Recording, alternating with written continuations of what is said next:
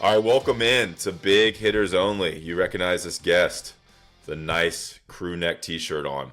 Oh, Adam thank Smith you. joins us on Wednesday afternoon, unusual recording time. That's my fault. 1:38 p.m. on Wednesday. Had a slow morning here at the Burton Martin household coming back from that game last night. It took forever with the senior night stuff, speeches, and then player interviews, and then Hubert, and driving home on I-40. Tons of construction. Rerouted me off of, MLK to 40 back into the backwoods of Orange County. Anyway, what's up, Adam? Man, I'm sure, this is the just ridiculous crap we talk about on a day-to-day basis. I'm sure your large audience loves hearing about you driving home from Chapel Hill to Yeah. Greensboro. What'd you have for breakfast this morning? I had cereal. I had honey bunches of oats Oh my for god. breakfast. Honey What's Bunch, wrong with that's a that? good that's a good cereal. It's just I didn't know adults still ate cereal. Yeah, am I not supposed to be doing that? Cereal's really bad for you. Oh, is it really? Yeah, it's just straight sugar and carbs. Well, shit. I mean, Unless it's like I don't even know what cereal that would be considered good for you. I should have just lied. Yeah. I give you Anyway. credit, big dog. Like back in the day, some of us went to journalism school and all this, and your question asking style, I would say, it's very arresting. It keeps your interview subject on its toes, on his or her toes. Like what? Disarming. There you go. Is the last Big Hitters Only you did with Brendan Marks? Yeah. It's been a while. Like you asked him something on that one where he was like, you had him in the back pedal. You had him a little defensive. Like I think it was something about you're like you cover Duke, and he was like, well, I mean they're the best team. Like I'd have to go back and listen to it, but it was kind of like me with the what have you put in your body today. I also had some granola. Does that? I Yeah, thought I would argue that granola is not that great for you either, depending on what's in it. well, I put it in yogurt. Yogurt's good for you. Now, Okay. is it non-fat, sugar-free yogurt? No, Yeah. no. So I it's should just loaded. lie. It's loaded with sugars. I should just lie. I had Yeah. I mean, it's good though. rice cake. Yeah, rice cake's okay. I get yogurt. Yogurt. I get non-fat, sugar-free Greek yogurt, and I add honey to it and fruit. So you kind of control the amount of sweetness you can put into it. So I do add sugar to it. I've gotten into the honey on the pizzas lately, like the last year Yeah. or so. That's like, you're about 25 years behind Brooklyn with that kind of hipstery condiment usage.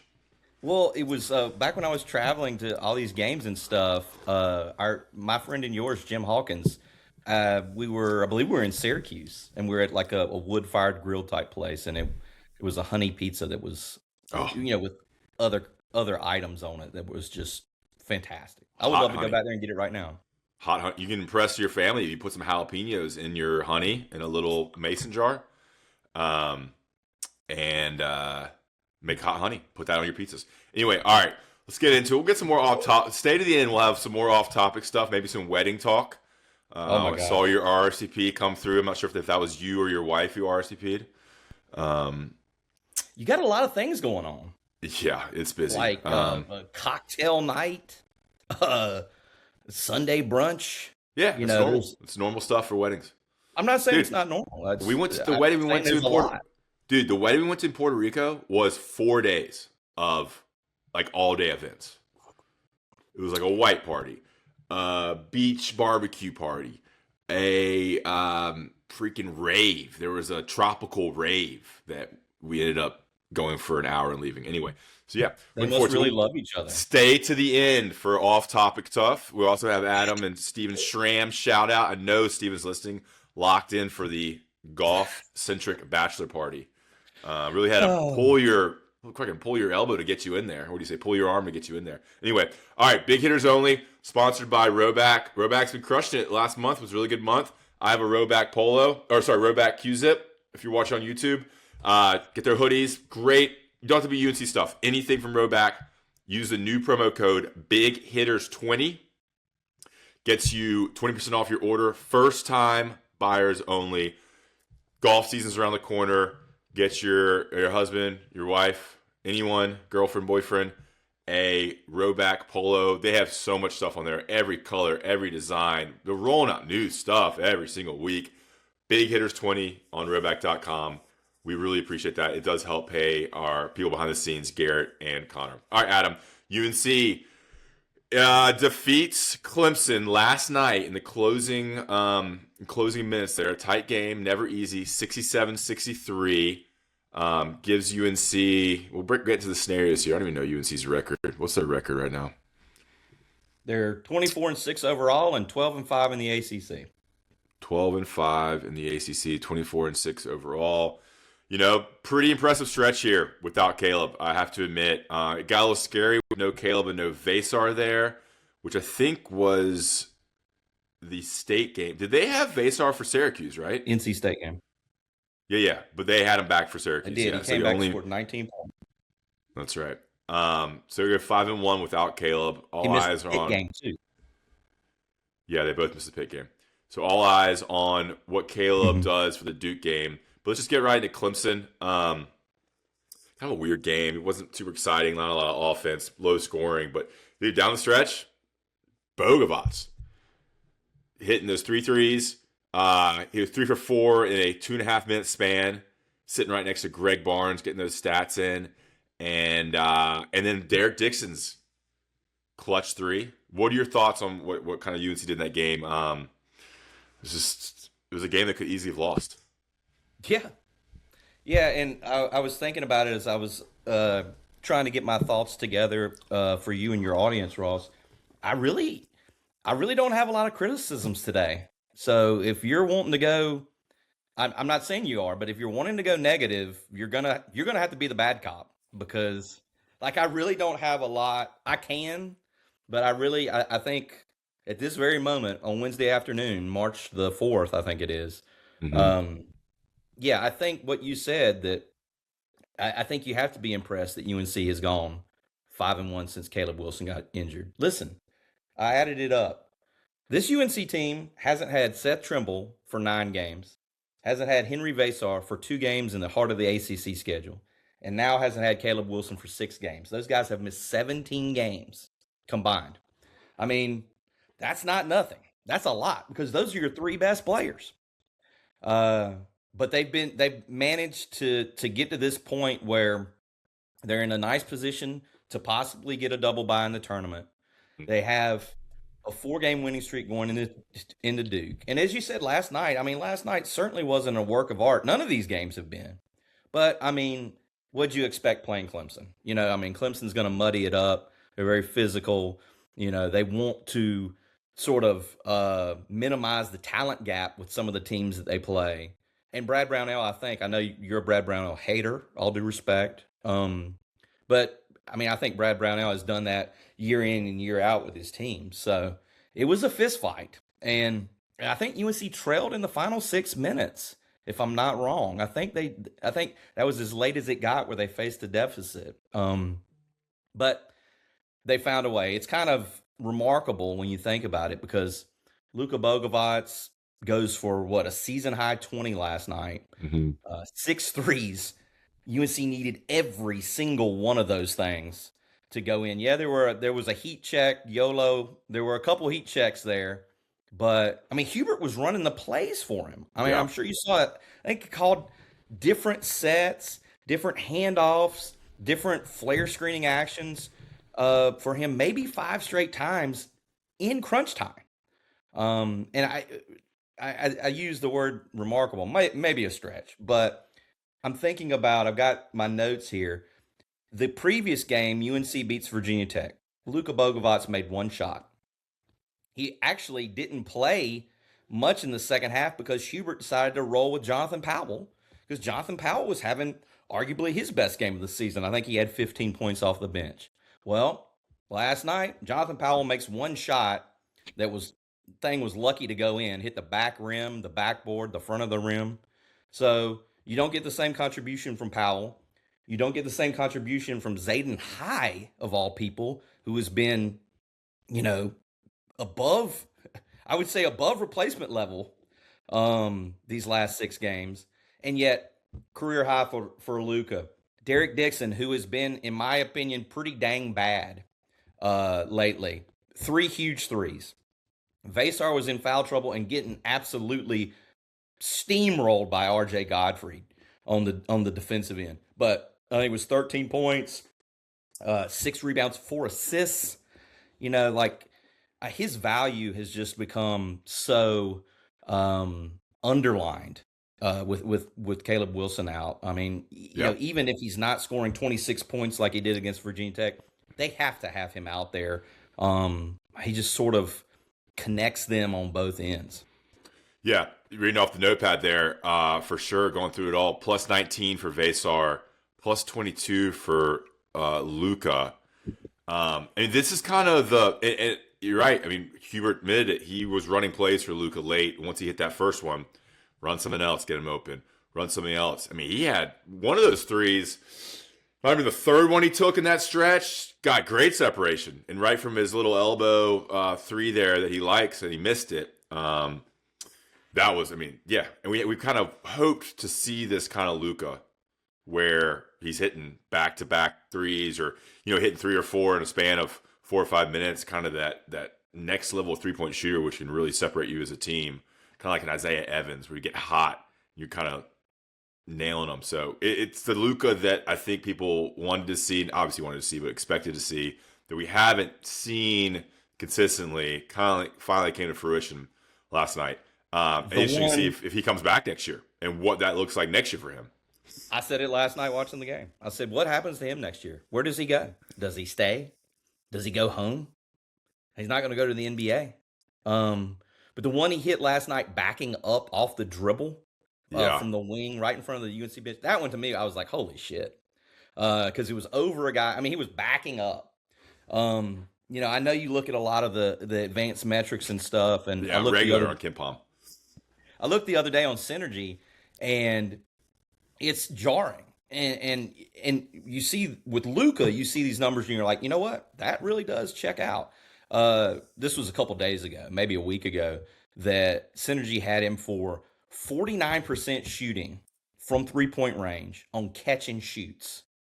Okay. So basically making half of his catch and shoots.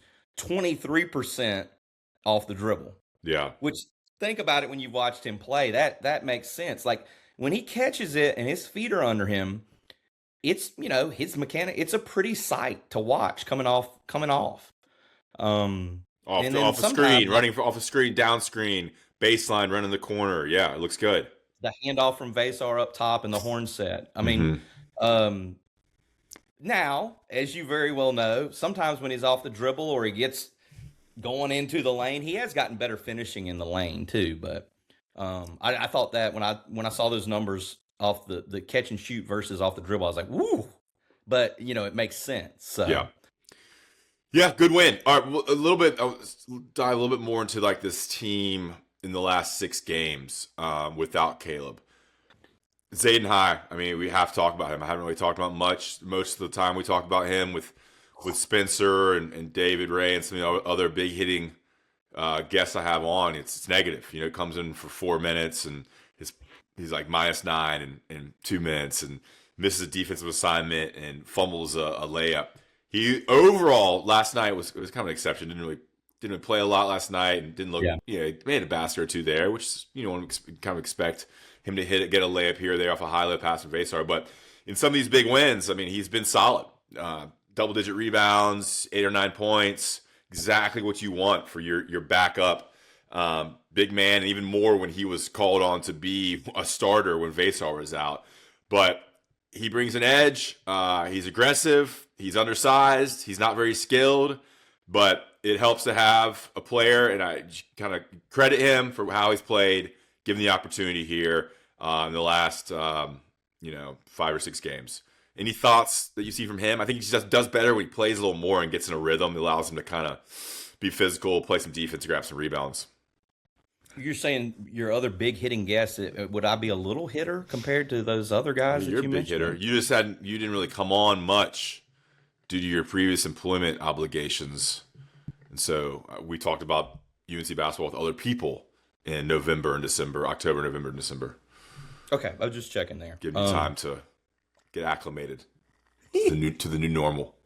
Zayden High, the last 6 games, 9 points a game, 7.3 rebounds a game. I mean, you'll take that out of a backup big man all day, all night. You know, like, and the scoring numbers and rebounding numbers went down a little bit because I think he only had 4 points and 5 rebounds last night, maybe something like that. Yeah, I got it right here.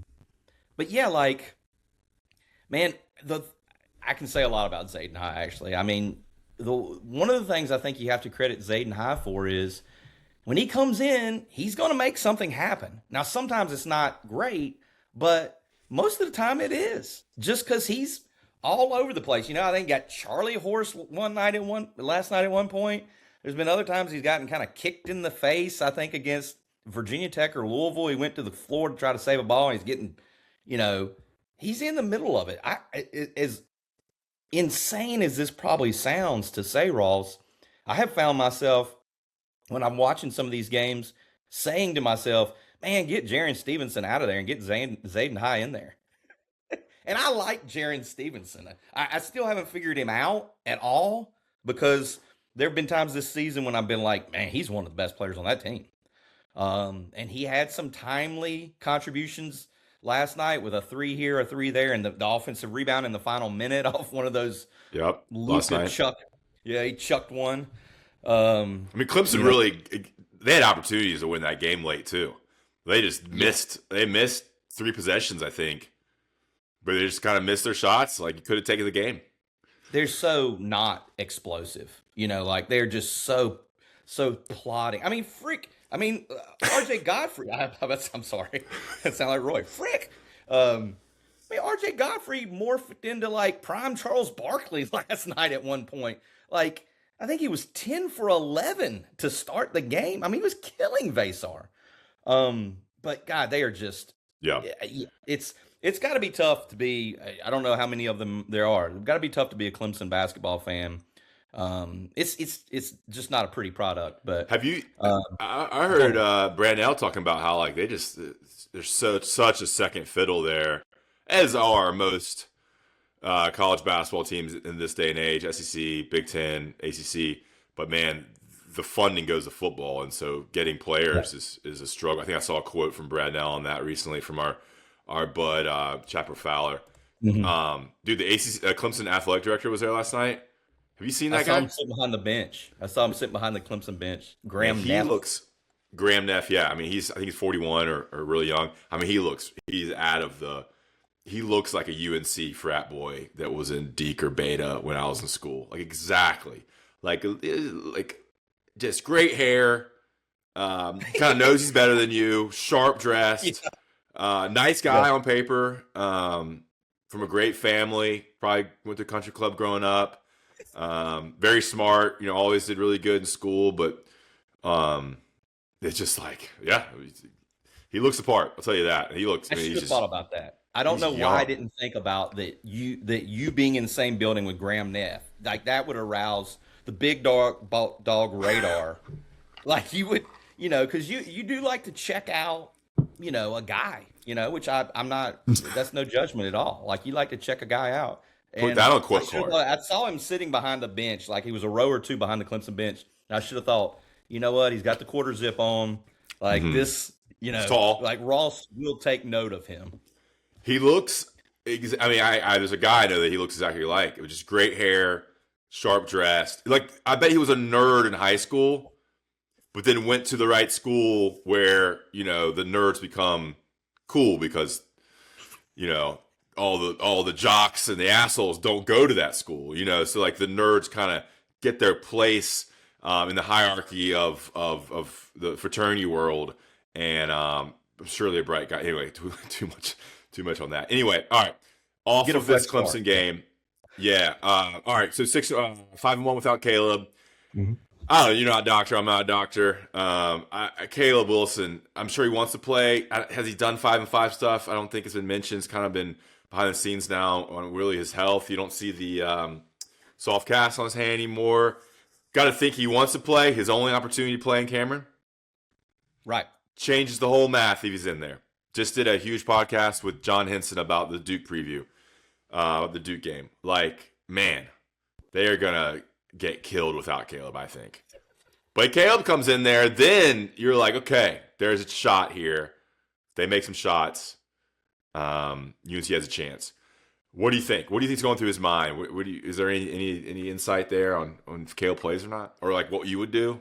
Would you wait until ACC tournament? Would you wait until ACC tournament if you're the coach? Say, hey man, let's just wait till Thursday in Charlotte.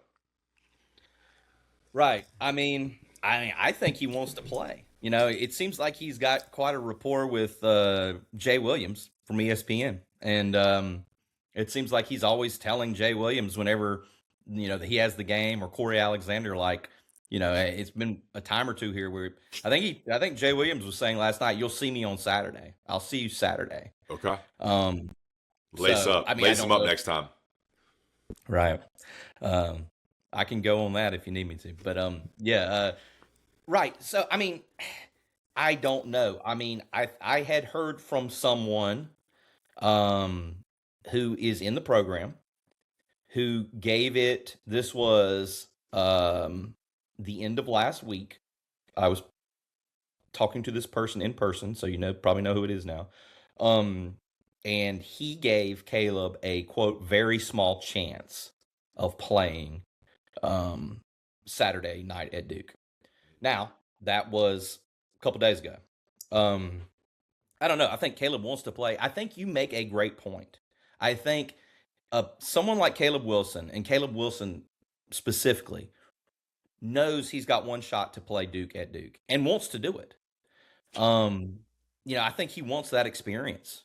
Now, will they let him? It's not going to be up to him. They have to clear him, and I'm sure he has to practice 5-on-5, as you said, rather than just shooting around before a game. Obviously, as everyone knows, even me over here in Mebane, North Carolina, it would be better for him, I think, to take another week to heal up, practice, get some good practice run. He's going to get hit on that thing. And it's weird when someone gets injured, and it's always been this way, but like you watch Seth Trimble now, and he's got the sleeve. It seems like he gets hit on that wrist and that arm and that hand all the time. Like Godfrey hacked him real good last night. They didn't call a foul. He was in transition. But, it's, he's going to get hit on the thing. I had heard also from a person in the program that for probably a week now, if not more, the coaches have been all over Caleb for like putting his brace on. He's out of the cast. And apparently he, around the Dean Dome, never has his brace on. So I heard that, the coaches are like, get your brace on, put your brace on. Now, I don't know. He didn't have his brace on last night at all. But, I think, what you're talking about, he showed up to one of the shoot-arounds, I think it was the Louisville Big Monday game, without the cast or the brace on. And Corey Alexander and Dave O'Brien were like, is he playing tonight? And one of the people in the program was just like, no.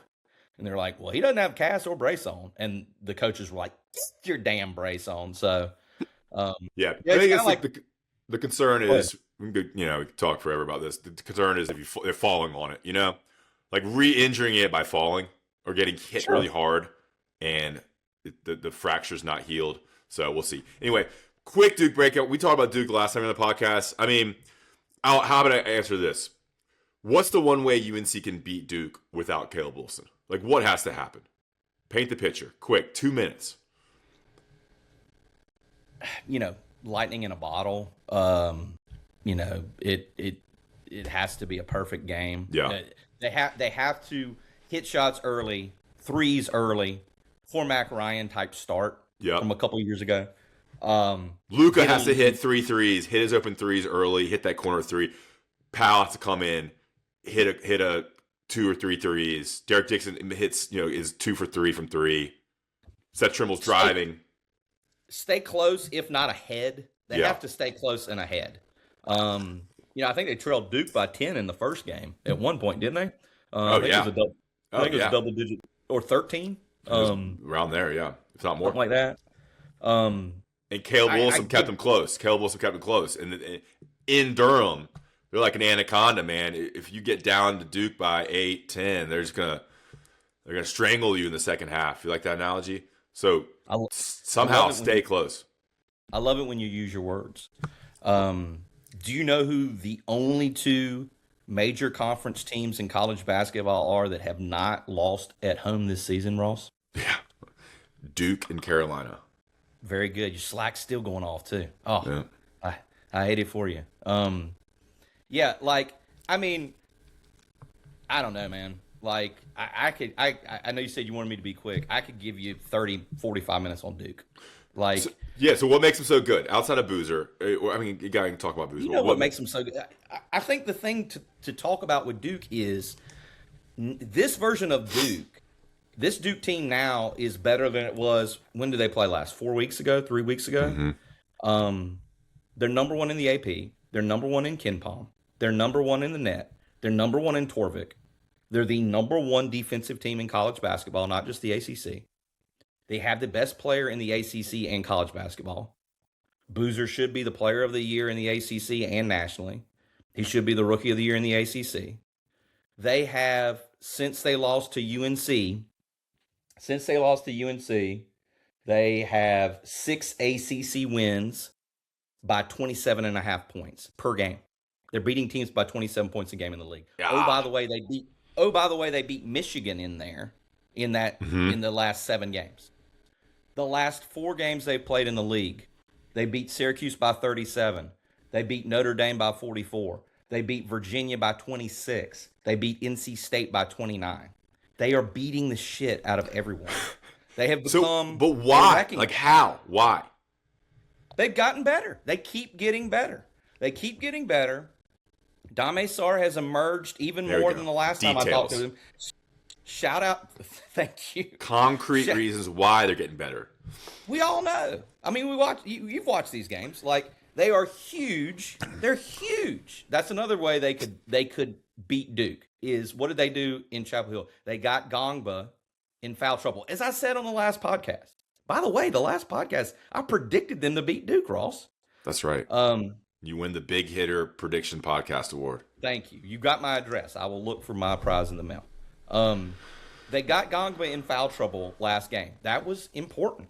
You know, if you get him in foul trouble, he is prone to picking up silly fouls. He is prone to getting in little pissing matches with people. You know, you have to sort of get him out of there. They're huge. Problem is, they bring Malik Brown in. They're still huge. They have great positional size with Cameron Boozer, Patrick Gamba, Malik Brown inside. On the wing, Dame Sarr and Isaiah Evans are, you know, they have pterodactyl length. Yeah. You know, they defensively so strong with those guys they are, right? to borrow from your Anaconda reference, they are just choking the life out of everyone. You know, they're not just beating teams, they're destroying them. So the way that this Duke team is playing right now, as opposed to when they were coming in to Chapel Hill on February 7th, it's going to be a tall order. I would love to see a fully healthy UNC team with Caleb Wilson play Duke in Charlotte on a neutral court. I mean, Duke, right. I mean, Duke is the number 1 national seed right now. I mean, you have to get, as much as probably Carolina fans, your audience, doesn't want to hear us glazing Duke. You know, they've earned it right now. Yeah. It's wild to consider that this team may be every bit as potent as a team that had Cooper Flagg, Con Knippel, Kaman Malowich, Tyrese Proctor, and Sion James running around. Yeah. But they've gotten there. You saw what Sarr did the other night in Raleigh. I think 16 points, 9 rebounds. I said the last time I was on, shout out to my guy Mike. I don't know his last name, but he tweeted at me during the UNC Duke game because you know what? He listened to what we had to say. And I said, you know what? You can get by with letting Dame Sarr shoot those corner threes because he had missed 10 straight going into the UNC game. He was 0 for 10. Well, what did he do? Hit 4 at UNC? He didn't miss. Really, these other players getting a little bit better, team overall getting better, defense getting stronger. Boozer's been I feel like the same player since day one.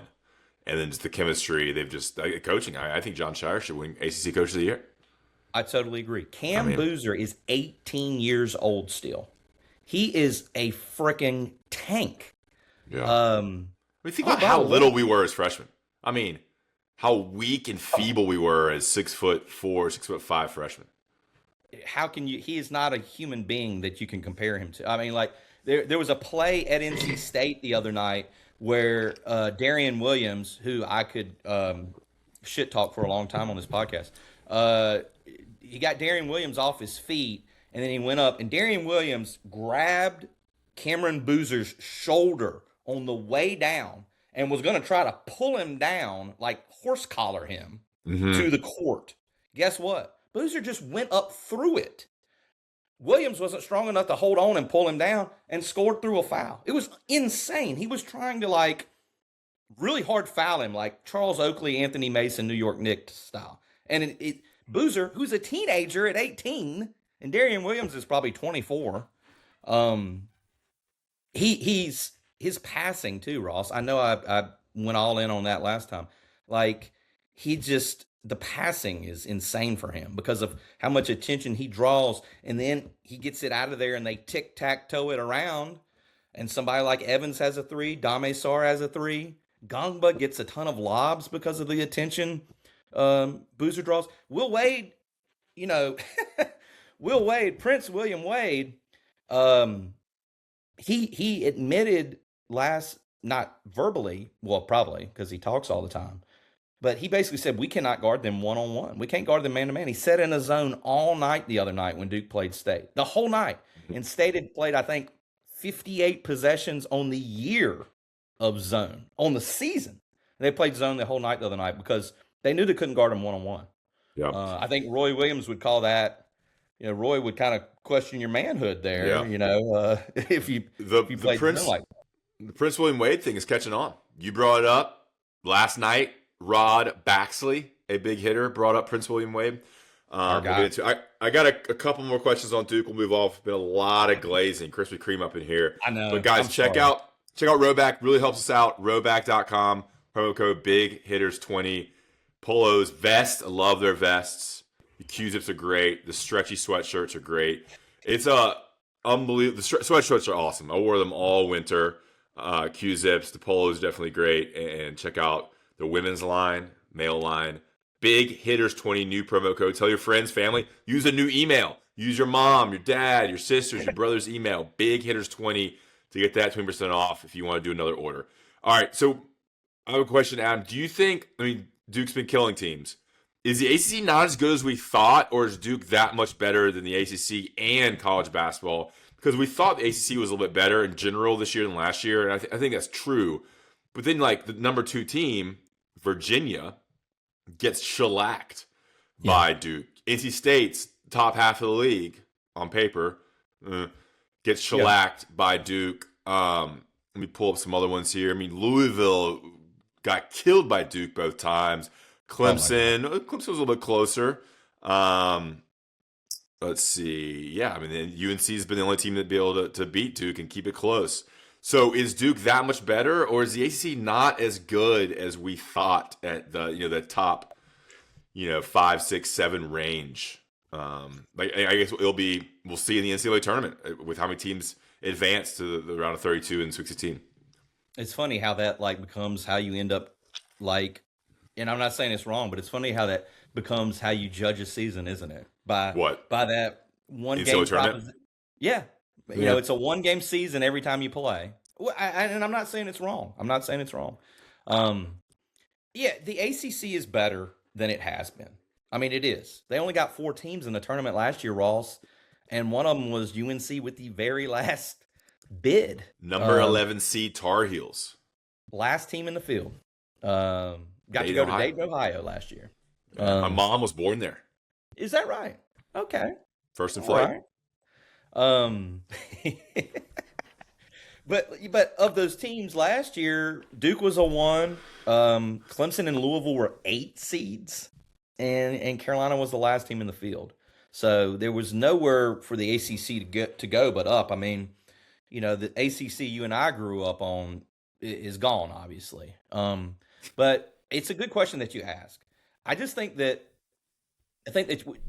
to me, this is my opinion.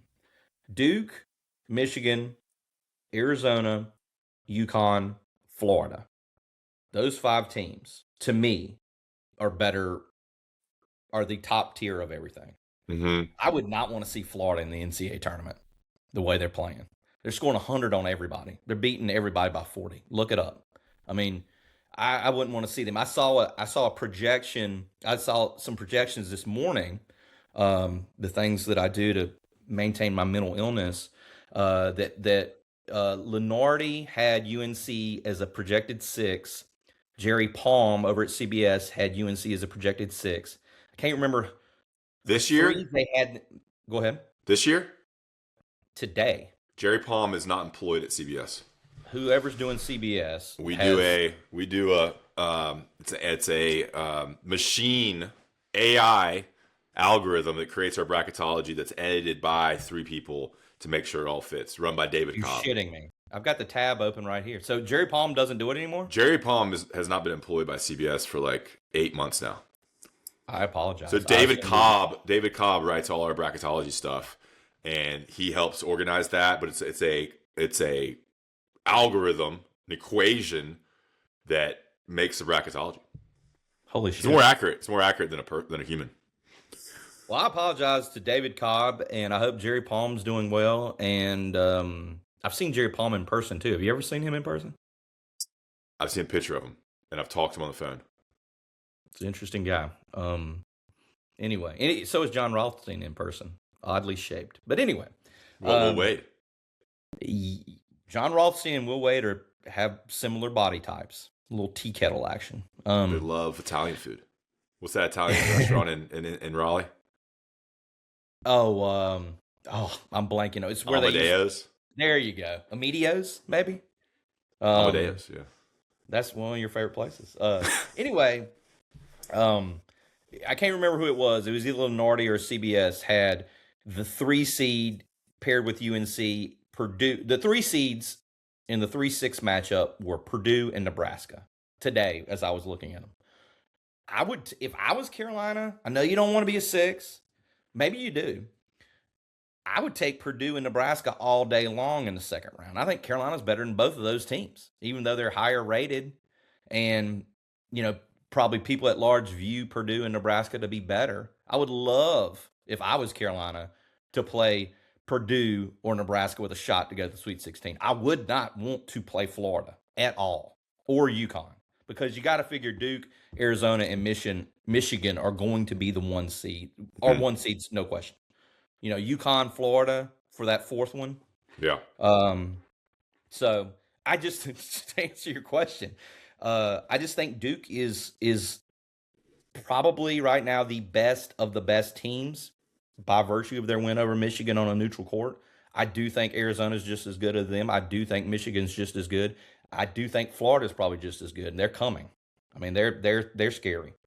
But I mean, yeah, I think you're not going to have Virginia, UNC, Louisville, somebody like that make a Final Four run. They could. They're not incapable of it. It doesn't seem like, as a jump here, it doesn't seem like this is a year where UNC is going to have like 4 teams in a Sweet 16, which I feel like back in the day with Virginia, Duke, Carolina, you get a Miami in there, you get a Louisville in there, you get 4 teams in the Sweet 16. This year it feels like maybe 2. Yeah. Duke for sure, and then maybe UNC or maybe a hot Virginia team or Miami. Somebody gets hot and gets a good matchup, and a high seed loses. It doesn't feel like the top of the ACC is stronger than last year, but not as strong traditionally because there's not a second or third team that's elite, as you've kind of mentioned with that run of 8 teams you had. So, if UNC gets to Sweet 16, dude, build a statue, right, of old Hubert. That'd be. I think. Let's get into it. Hey, let me lay this scenario out for you. Would you like to start talking about the standard? You always got to go in on the standard around here. Yeah. Big time standard guy. Well, I'll say this. I don't want to do a little hot seat on this podcast because Hubert, you gotta give him kudos, man. 5-1 without Caleb, beat teams you had to beat. You know, the NC State game, you kind of throw it away without Caleb. That's not his fault. No Caleb base. Our UNC would have beat them with those. I think that'd be a good game in Raleigh. Anyway, It'd be a bad matchup for State because State is small. Yeah, exactly. If exactly. Basar and Wilson, yeah, You take away the key strength. But that place was rocking, and State was playing pretty well. Anyway, the scenario laid out. I've talked to people over the weekend. Like if UNC loses to Clemson and then loses to Duke and loses their first game in the ACC tournament, and then loses in the first game in the NCAA tournament, where does that put Hubert? That doesn't really. I mean, now they beat Clemson, so like lose to Duke, don't win a game in the ACC tournament, and then don't advance past the first weekend. I still think Hubert's coming back. Oh, he's not on the hot seat. I know because of all the big wins. He had some really big, really good wins this year. You have to give him credit for, and keeping this team together through these injuries, as you mentioned at the top: Trimble, Vasar, and Wilson. But the wins over Kansas, Kentucky, Duke, particularly. Virginia was just a big win on the road. So the hot seat talk is over for now. But people are going to be pissed if he doesn't make it to the Sweet 16. I know. Because the standard's not a 6 seed, and it's not an 11 seed. It's not an 8 seed in his first year. So they're 24-6. You can't fire a coach. I thought it was interesting. It kind of shows you where my mind is at, which is in nerd land. But I had the thought the other day that if Carolina beats Clemson, that they are guaranteed to finish the season now with single-digit losses. If they lose to Duke, they will end the year with 9 losses, assuming they lose in the ACC tournament and the NCAA tournament. They could win those tournaments, and they're not going to have 10 losses. Yeah. And I have loved this stuff since I was tiny, Ross. I always thought when I was a little guy, oh man, it's so freaking cool when a team has like that single digit in the loss column. That's how you know you really had a good year, when you're 33-7 or something like that, you know. So I was thinking like, oh damn, Carolina's going to have like at the most 9 losses now. Well, I was scrolling Twitter, and my former colleague, your friend of mine, Sherelle McMillan, had tweeted something very similar. I think like Carolina is assured of that now, and the comments were the little shtick that we're doing here. Oh, that's the standard now. Oh, that's what we're aiming for. You know, poverty program, or I don't know if anybody said that, but you know, it was the typical bullshit. You know, but like, and I hear Sherelle because he was saying, I'm just kind of pointing it out. You know, like they're assured of not having double-digit losses. I think it's the first time for UNC will be single digits in the loss column since 2019. That trip you and I made to Kansas City, when Bruce Pearl beat UNC in the Sweet 16, Kobe White team, Cam Johnson, Luke May. Yeah. Anyway, you know, yeah, like these are the teams Carolina has beaten to this point that will be in the NCAA tournament: Kansas, Kentucky, Ohio State on a neutral court, at Kentucky, at UVA, Duke, Louisville, Clemson, Virginia Tech's on the bubble. You know, they might get in. I think you have to give Hubert credit. I don't think he's going to win ACC Coach of the Year, but I also give him some credit for the adjustments that he's made. He started pressing Clemson. It wasn't Nolan Richardson or Jerry Tarkanian full court 40 minutes of hell amoeba. But you know, Clemson, he sped them up a little bit. He sped them up a little bit last night. I think that he has made some pretty decent adjustments in game. I think that them beating Duke, Ross, I haven't been on since they beat Duke. Listen, they won that game off of guts and Caleb Wilson's freaking superstar talent to keep them close, and Seth Trimble making the shot of a lifetime. And Vasar if Vasar doesn't make that 3, if Dixon doesn't make that 3, they don't have a shot. But I think if you go back and watch it, they hunted some matchups there. Cam Boozer, for as good as he is, his weakest part of his game is probably man-to-man defense. You already hear NBA people talking about, like, well, who is he going to guard in the NBA?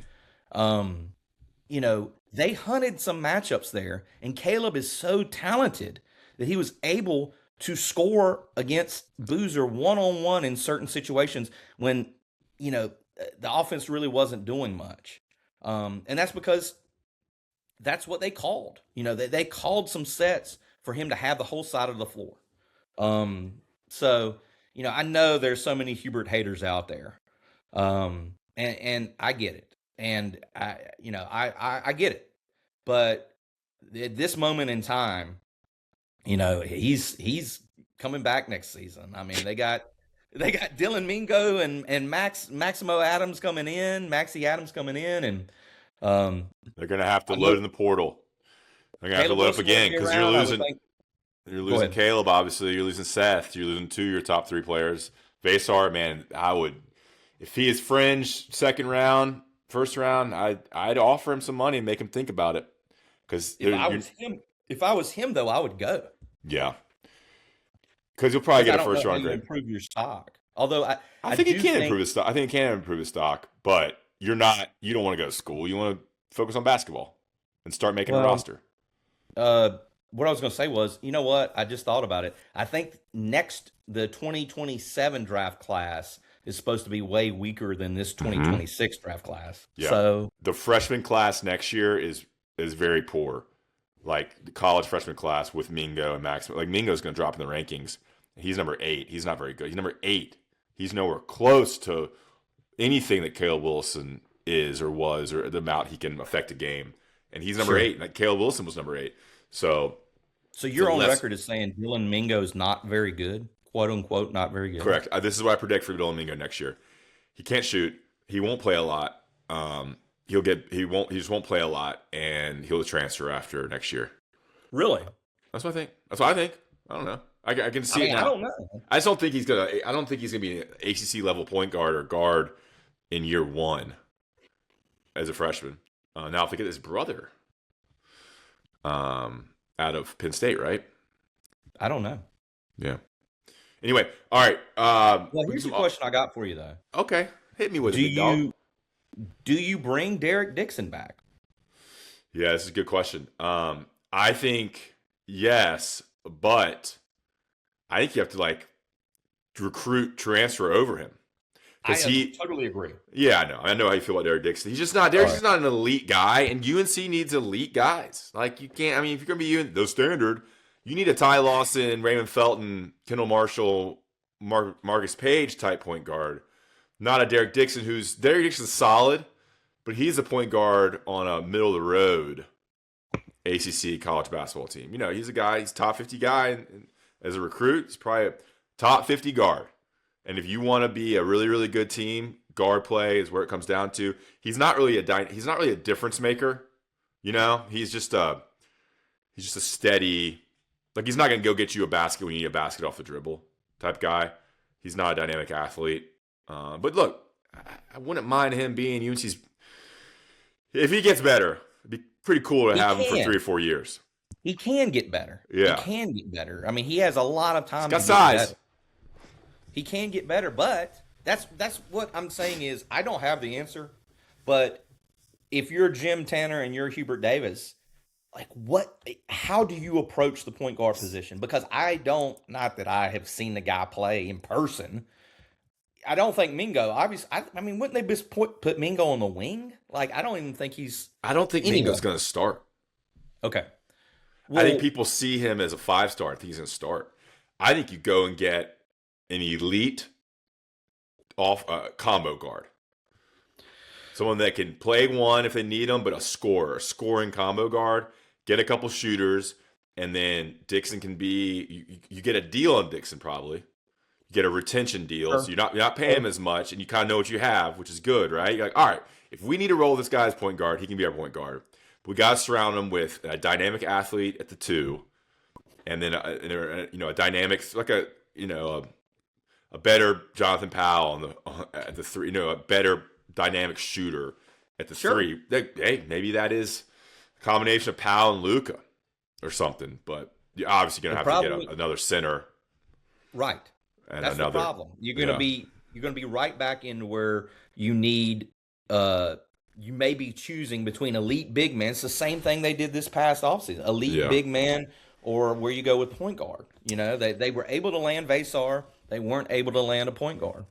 yeah. So obviously, we're probably move on from Kyan Evans, but this is why, like, does Aiden? I mean, give scholarships to guys like Zayden High and James Brown. You're going to come with this issue where you don't have a big man waiting the wings. It'd be nice if they had a freshman big man who gave you 15 minutes this year, but is ready to give you 25, 30 minutes next year. And they don't have that. Like a So you're gonna Tony have to. Bradley. I always What? thought like a Tony Bradley. I don't know why I thought of him. I always thought it'd be great if Tony Bradley could have come back from the 2017 national championship team. I Because he never went thought pro. he was good, man. He was so But I mean, slow. I agree. I don't think he's Shaq, but I'm just saying. I'm saying the scenario you just set up, Yeah, like a yeah, freshman who plays 20 minutes a game. Yeah. I'm listening to you, Ross. I was going off what you said. So they're going to have to get 3 big men in the transfer portal. I mean, they're not bringing in any. Maxwell Adams is like a big wing. He's like a 3 that could probably Yeah. play some 4. But you're going to need a center. I think you're going to need a dynamic 4, unless they think Maxwell Adams can be the 4, which might be the case. I do think I mean, Maxwell Adams is pretty good.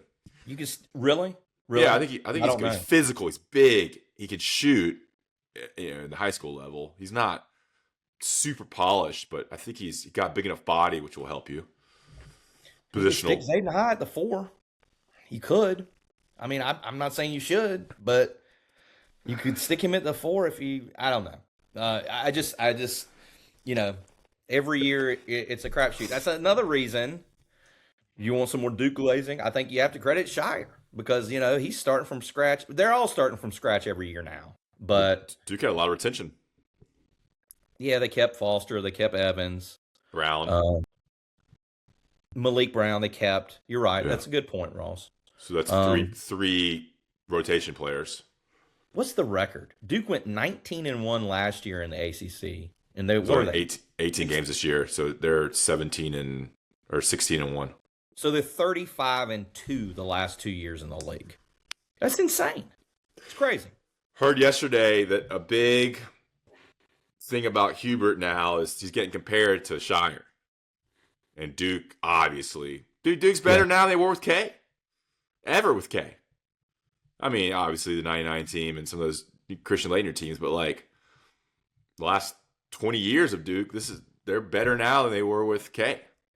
Haven't won a championship since 2015. Yeah. National. Tyus Jones. But, it's going to happen the way they're recruiting.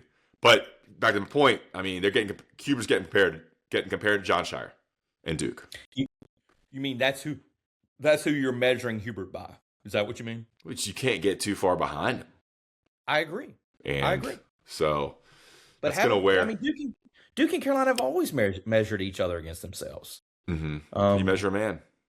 Well, and also this. I mean, I also think it kind of sucks, but Hubert is always going to have consistent haters and consistently be on the hot seat, warm seat by fans. Whereas I agree. some coaches are always, Shire's not even close to there's always coaches that can kind of coach freely without that pressure. Hubert's going to have pressure on him for the rest of his career. It's always going to be a question. Every season is going to be an indictment of his career, which sucks. And that unless he wins like a title this year or next year, Yeah. I wonder what would have happened if they'd have won the championship in 2022. I mean, they were one half away. It doesn't matter because it didn't happen. But I'm old enough to remember, Ross, and you are too.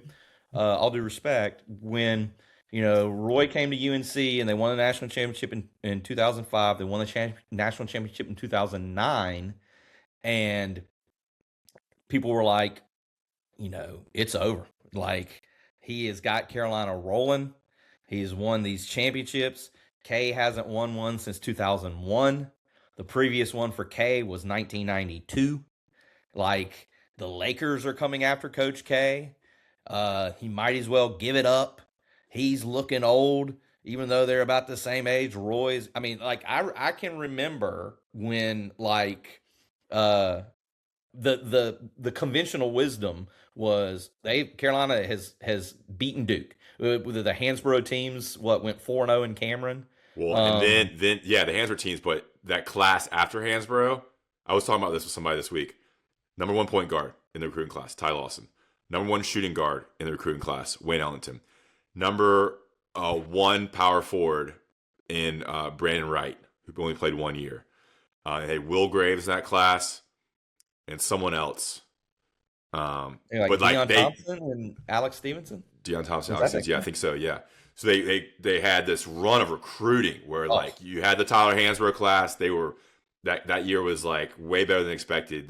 Then they brought in the Ty Lawson class, and then that class, and they reloaded with the John Henson, and the Tyler Zellers, and then the Barnes, Marshall, Bullock, and things were rolling. So yeah, so like the recruiting was different back then, and then it flipped. I'm sure you're going to this. Duke 1-10, right?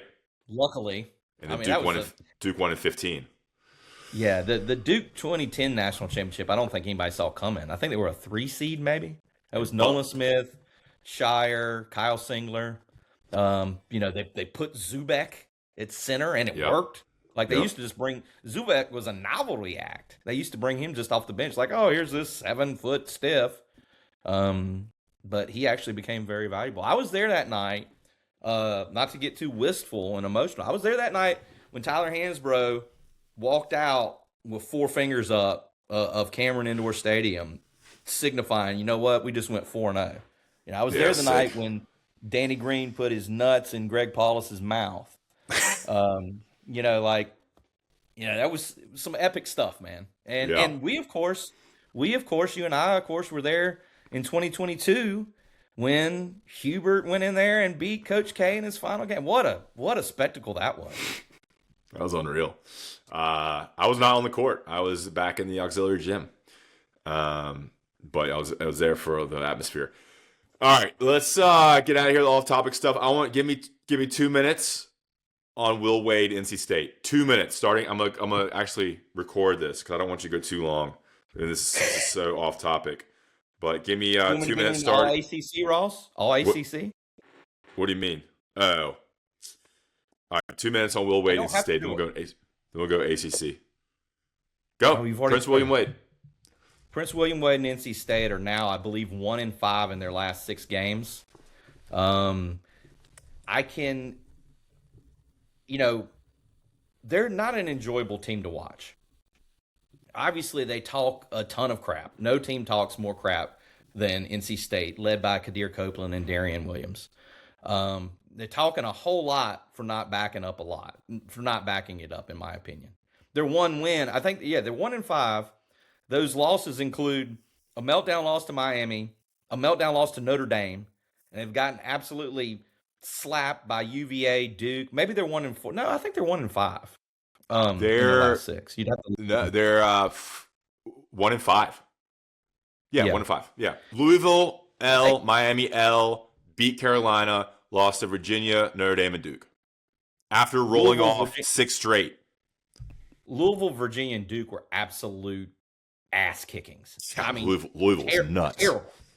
McKeel Brown had 45 on them up at Louisville. It's Virginia blocked 12 shots. Grunlow, the big German, had 8 blocked shots on Van Allen Lubin. 8. Yeah, like if I can, I guess what I'm getting at is you see a lot of NC State people that say, I kind of hate this team. And I see why. They are not enjoyable to watch. Let me tell you, they play Stanford this weekend. It's in Raleigh. Mm-hmm. You would think they should win the game, but they are a Stanford loss away from being back on the bubble. And Abuka Okori can score 30 on anybody. I mean, I think he put 38 or 40 on Pitt the other night. Obviously, he torched UNC. So what I'm saying is, you lose to Stanford at home. You go into the ACC tournament just limping. And if you don't win a game there, they're in trouble for making the field. Seriously. Mm-hmm. Um, Look at them right now where they anything are. else I mean, They're an 8 seed right now. 8 seed in I the think they're Midwest. 8-9 range, 8-9 Yeah. range. Um, No, I I mean, will so admit, I'll bro. admit, I was one of the people who voted Darian Williams preseason player of the year. I had a vote at that point.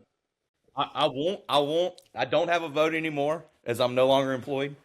But I did. I thought that, oh my God, how about the offseason? You want to talk about glazing? How about the offseason national media glazing fest for Will Wade? Well, not Um, national. It's local. It's every writer that covers NC State is a alum of NC State. I mean, True. you go over there, Raleigh. It's a bunch of fanboys covering the team. It's a good Um, point. It's a good and point. even But the I two mean, podcasters, our friends Joe and Joe. I mean, both they're NC State kind of. I alums. guess. What did you say? Both NC State alums. Yeah, I mean, they're kind Both. of. I guess they're critical of Will Wade. I mean, they have that fucking on the Will Wade couch little line, Yeah, which is kind of funny. The Will Wade sheets hadn't been getting much action lately, man. Yeah. But it Fumbling goes on back the to Will Wade roster sheet. construction, man. They're so limited, and like you said with Darian Williams, like they paid so much money for this one guy who doesn't really fit. He's just not as good as they expected him to be, and they don't. I thought they would use right. I thought he would be. I saw him at Texas Tech. He was a good player, Yeah. but now I think you see why Texas Tech let him go. They're like, we're going to hold on to JT Toppin, and we got Christian Anderson at point guard. And they took a reject Michigan State point guard, Trey Holloman. Trey Hallman. He's been pretty terrible. But I just thought they would use Williams better. Like, I mean, he's a pretty unathletic, jump shooting, pudgy. Undersized Ford. Yeah. And Yeah. anyway, like I said, I'll own that one. I was one of the ones. I'm not the only one who Yeah. voted in preseason. I should have voted Boozer. I'm interested to see of course. I'm interested to see what Will Wade does in the offseason with our boy Andrew Slater as a GM. And they're going to have Will Wade's hated this team. Interested to see what they do, who they keep, how much money they spend. I mean, this is a red reckoning for himself to realize that the roster he put forward is not going to cut it. That he realizes, against the top of the ACC, they've sucked. All right, give me your top. He's already talking. I love about his talk. how I love how much he talks. Yeah, like about how they won't miss this time around. They won't miss in the. I saw him say it in a post game press conference the other day. We won't miss this time. Like, why not shut the hell up? Because I love it. Like, he's so good for media. It's true. It's true. But like the reason people are pissed in Raleighwood is you pumped up the Red Reckoning and all this stuff, and you're 19-10 or 19-11 or whatever it is. Mm-hmm. Anyway, yeah, I mean, his PR move, and so many sound bites that are great for throw back at him. Social media. I mean, all the military exercises they did, the Red Reckoning, the picture with him in the Valvano stance. Those three things. I mean, he's definitely good with media and PR, but when you talk that much, it's going to come back and bite you. All right, quickly, give me your ACC team, all ACC first team. That's all I want. Here's my argument, or I don't know if I have an argument. I just submit this to think about. Which I guess this will be the first time I'm not voting on all ACC in a very long time. Well, did they take away people's voting things to make it just 2 votes per team? I don't know. I mean, they may have sent me a ballot to Adam at Inside Carolina, but I can't get into that email. Here's the only reason I brought it up, Ross, is we're in the final week of the regular season. There's one game left for UNC and Duke and teams like that. There's some games tonight, but I would say, I think this college basketball season has been awesome. I mean, it's been great. I would say you could legitimately probably make an argument for 10, if not 11 guys for the 5 first-team spots. That's all I'm saying. And as I was, waiting to come on here, I just started writing some of them down. Here's who I think will get votes for first-team spots. Now, I'm not saying these guys deserve them, but I'm saying, well, they probably do deserve consideration. Obviously, Boozer at Duke will be first team. He should be unanimous player of the year, in my opinion. DeRitter at UVA. He's worthy of it. Miami, Malik Renew, Trey Donaldson. I mean, Renew is the better player there. I would think Malik Renew will be a first-team player. Donaldson has the numbers, though. He's pretty good. UNC, Caleb Wilson and Henry Vasar. Caleb still, to be listed on the season-long stats and considered for these awards, you have to play in 75% of your team's games. He still has played in 75%. I believe he's played in 24 of their 30 games. Okay. So he's still there. If he comes back in the ACC tournament, I think he'll be fine, but the voting will be done by there. So UNC, Wilson and Vasar Wilson deserves to be on the first team. Vasar, I would say, deserves consideration. Louisville, Ryan Conwell and Makeel Brown. I don't like Louisville. I don't like Pat Kelsey. I just don't like how Louisville plays, but that's just me. It doesn't matter. How about McNeely just kind of being a top 15 transfer and disappearing from the college basketball world, man? He could have gone anywhere. He visited UNC. I think he visited UNC, or at least Carolina wanted him. Yeah, and they could have used a player like him as a really good backup, like a guard, point guard, shooting guard, a productive player. But he went somewhere where he's the third option, if that. They got him a lot of shots last night because Syracuse plays no defense, and they look like, I don't know if you saw Syracuse Louisville. Well, no, you were in Chapel Hill, but it almost looked like, here you go, pad those stats. How about how McNeely keeps that hair, that high and tight, keeps it sharp, man? That guy does not let his hair get longer than half an inch. It's unbelievable. You're right. What would he look like with hair? Yeah, he kind of reminds me of the old Wake Forest Rusty LaRue. Oh, my word. Guilford County. Guilford County, baby. Northwest High School. Northwest Guilford. Yeah, Northwest High School. Don't try to correct me. No, I'm saying. I know. What's the mascot?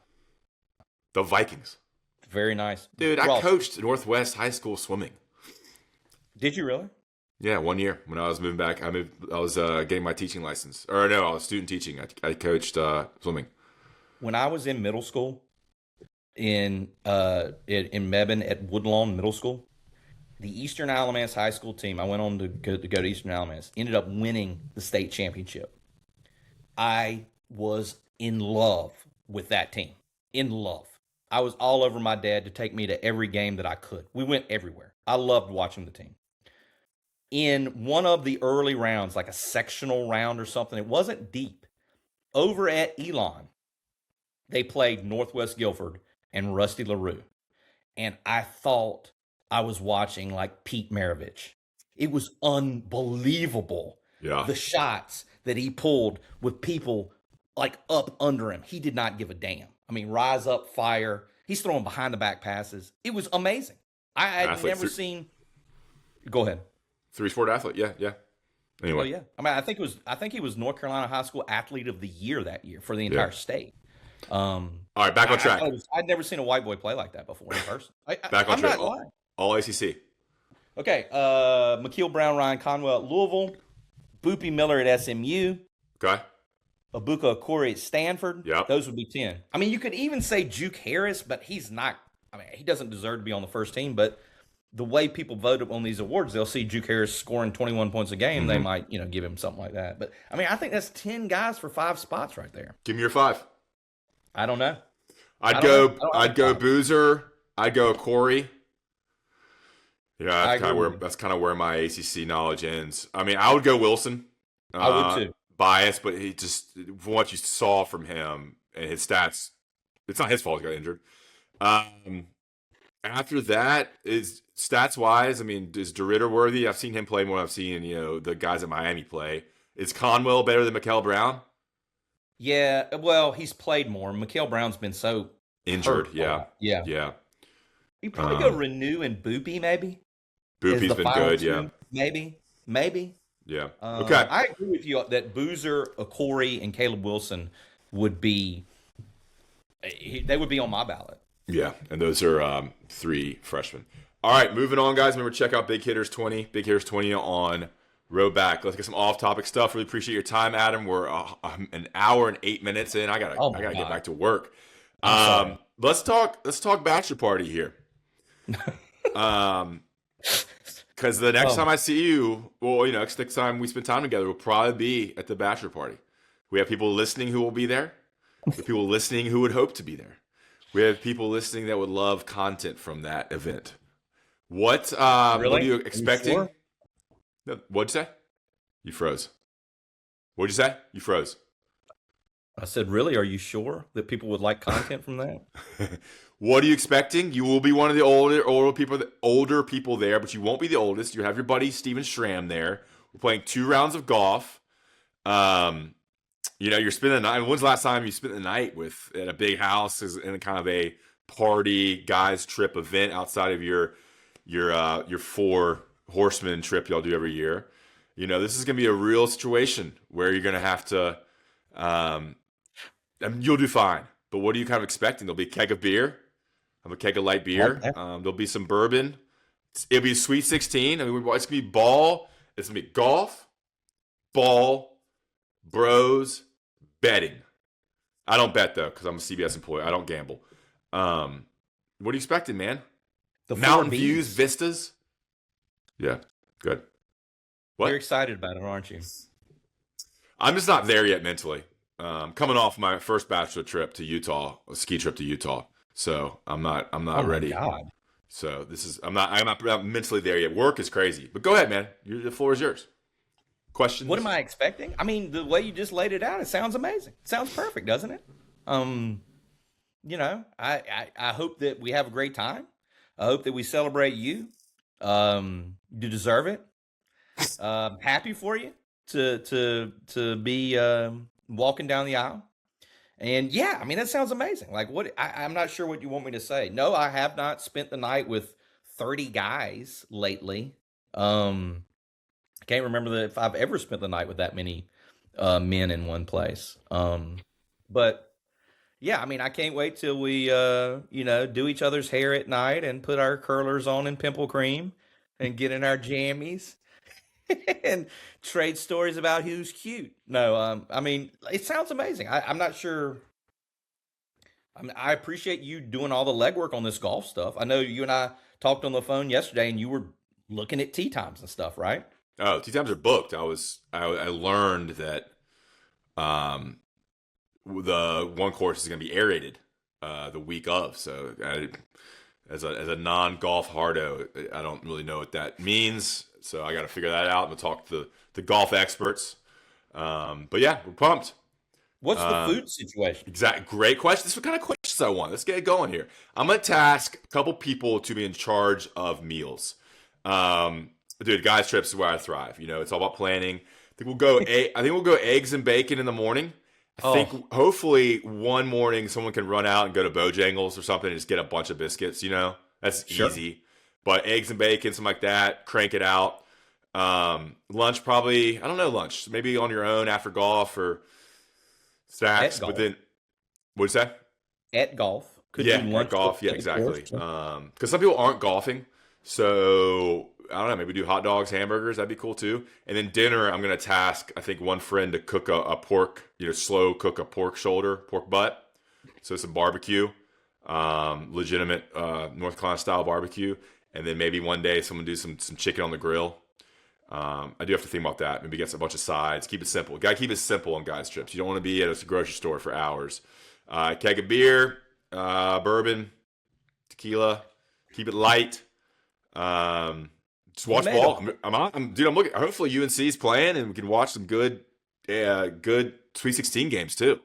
You've made it a point to talk about the different characters you've invited to this. And I should thank you for the invite. I know it was a tough roster construction for you as the general manager on that point. But like when you say that, like how much thought did you put into this to the characters? Were you talking about thinking the personalities would mesh well, or are you just trying to pull people from all different walks of your very eclectic life? Yeah, well, I think most people have like their high school friends, their college friends, and then maybe friends from where they currently live, depending on when you get married, right? If you get married after college, like you did, you probably had high school friends and college friends, right? Or some work friends. If you get married a little bit later in your 20s, you maybe have some friends living in New York or when you live in DC, and you have your high school friends maybe, and your college friends. Dude, I'm months from 40. I'm 18 years removed from college. 18 years removed from college. So I have friends I have obviously friends from 39 years of living. So I'm drawing from these different periods of my life, and different friend groups I've had. So you're gonna have, I mean, you and Stram kind of represent the media contingent. I've got a character from Charlotte. He's a vegan and a very different lifestyle. Some stuff that I can't speak on. He's from one path of life, but he's got some mutual friends that will also be there that I hope come. Got some golf buddies, got some local Greensboro friends that I've become friends with in the last year that I see a lot. So you have these friends that I see more that are, I haven't known them for 20 years, but I've seen them, hang out with them weekly here in Greensboro. Some of those guys are some golf buddies, and I have friends from Chapel Hill, and kind of my time in 8 years in Chapel Hill, and then just, you throw in a couple characters, and then the joy is bringing them together and seeing these odd friends match and talk. A lot of Tar Heel fans. So they'd be love to talk to you, and some heavy hitters, some Rams Club people will be there. Maybe I can do some networking. Yeah, guys. Not anyone who's making decisions. Not Lee Roberts level, Vaughn Moore level heavy hitter, but certainly guys who are invested in the programs. A lot of people who do not like Hubert Davis. A lot of people that do like Hubert Davis. Are you sure a lot that do? I have a couple friends there that I'm arguing with daily about the future and standard of Carolina basketball. And that I keep saying, guys, do you want to be an 11 seed and then a 6 seed? Is that what you want for your program? Do you want to lose to Cal, SMU, and Stanford? Is that the new standard? So it should be fun, man.